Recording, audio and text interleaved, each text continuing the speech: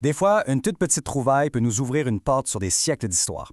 C'est le cas d'une simple pièce de monnaie qui va relier un jeune garçon à ses ancêtres à travers plus de 300 ans. On va explorer ensemble ce voyage assez incroyable dans le temps. Alors tout commence ici, avec cette petite pièce. Imaginez la scène. On est à Québec en 2020. Un petit gars de 8 ans, Louis-Félix Levasseur, joue dans la cour de son école et tout d'un coup, il aperçoit un petit objet en métal qui brille dans la terre.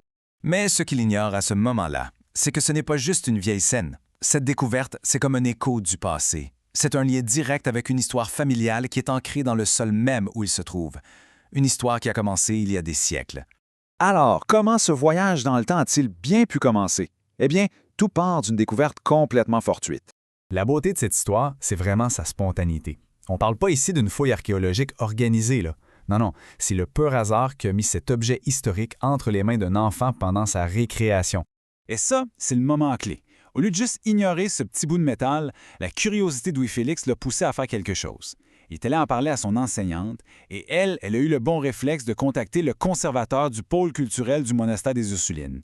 Sans cette curiosité-là et cette intervention, l'histoire se serait probablement arrêtée là.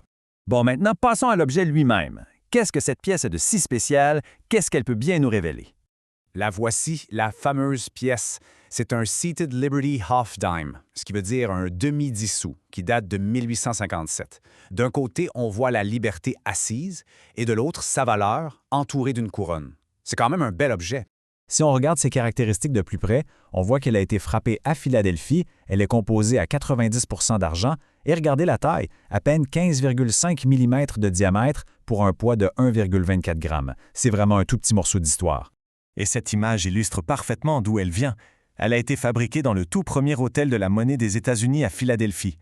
Alors la grande question, c'est comment une pièce américaine de cette époque a-t-elle pu se retrouver dans la cour d'une école à Québec?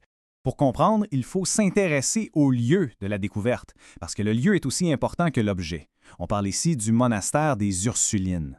Le sol où la pièce a été trouvée est vraiment imprégné d'histoire. Fondée en 1639, cette institution a survécu à des incendies, à la guerre, elle s'est constamment adaptée.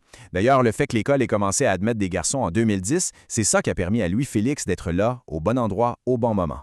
Cette peinture nous donne une bonne idée de ce à quoi le site ressemblait à ses débuts. C'est un lieu qui a vu passer des générations et des générations d'élèves bien avant que la pièce de 1857 ne soit perdue. Et maintenant, on arrive à l'élément le plus surprenant de toute l'affaire. C'est ici que tous les morceaux du casse-tête se mettent en place. La question est donc la suivante. Au-delà du fait qu'il fréquente l'école, c'est quoi le vrai lien entre Louis-Félix et l'histoire de ce monastère?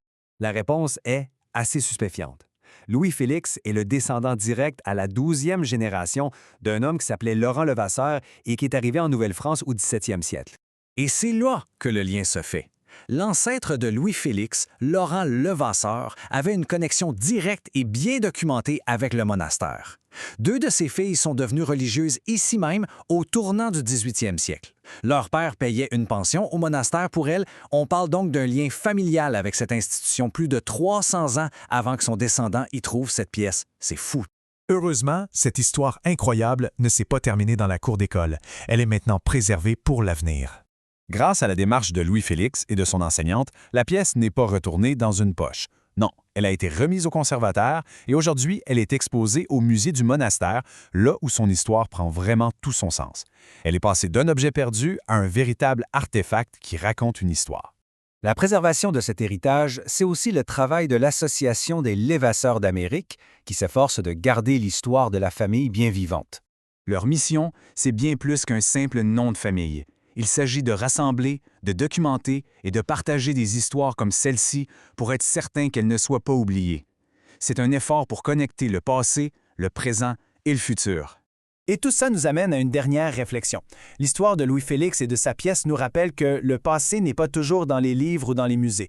Des fois, il est juste là, sous nos pieds, à attendre qu'une main curieuse le ramène à la lumière. Ça fait réfléchir. Quels autres récits incroyables attendent simplement d'être découverts?